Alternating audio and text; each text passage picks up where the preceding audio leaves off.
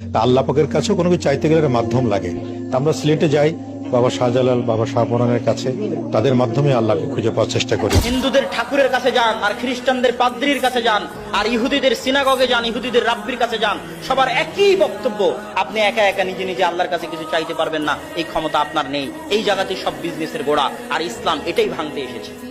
ইসলামের সাফ কথা, আপনি আল্লাহর বান্দার, আল্লাহ আপনার সৃষ্টিকর্তা, আপনার সাথে আল্লাহর যোগাযোগ ডাইরেক্ট। যত বড় গুনাহগার হন, যত বড়, আপনি কি ওর চাইতে বড় গুনাহগার যে 99 জন মানুষকে হত্যা করে, 100 জন মানুষকে হত্যা করে যাচ্ছে আল্লাহর কাছে ক্ষমা নিবে চাই? এখনো ক্ষমা চায়নি?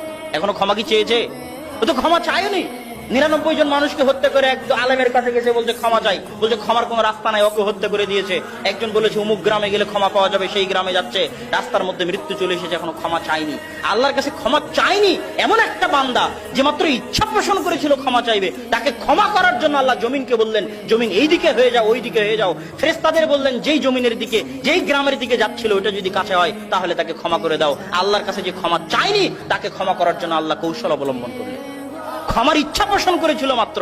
আপনি যত বড় গুনাহগার হন না কেন, যত বড় গুনাহগার হন না কেন, আল্লাহ আপনার ওই পীরের চাইতে, ওই বাবার চাইতে শতগুণ, লক্ষ গুণ আল্লাহ আপনাকে ভালোবাসে। ওরকম হাজারো লাখো কোটি পীর জানা করতে পারবে, আল্লাহ সুবহানাহু ওয়া তাআলা একাই তার চেয়ে বেশি করতে পারবে।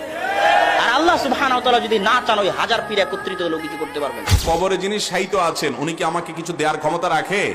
কোনো ক্ষমতা রাখে না। উনি নিজেও আল্লাহর গোলাম, অতএব ওখান থেকে কিছু পাওয়ার উদ্দেশ্যে যাওয়াটা হলো শিরক। সিলেটে কেন আসছিলেন জানেন? কি নিয়ে আসছিলেন সিলেটে? তলোয়ার নিয়ে আসছিল সিলেটে। হযরত শাহজালাল আল ইয়ামানি এবং শাহপরান আল ইয়ামানি আরব থেকে আরবের ইসলাম নিয়ে আসছিলেন তলোয়ার নিয়ে। ঠিক আছে, তো আপনি শাহজালালের মাজার নিয়ে কথা বলতে পারবেন, এটা সমস্যা না, কিন্তু আপনি তলোয়ারটা নিয়ে বলতে পারবেন না, বা উনি যে আরব থেকে আসছেন এটা নিয়ে বলতে পারবেন না।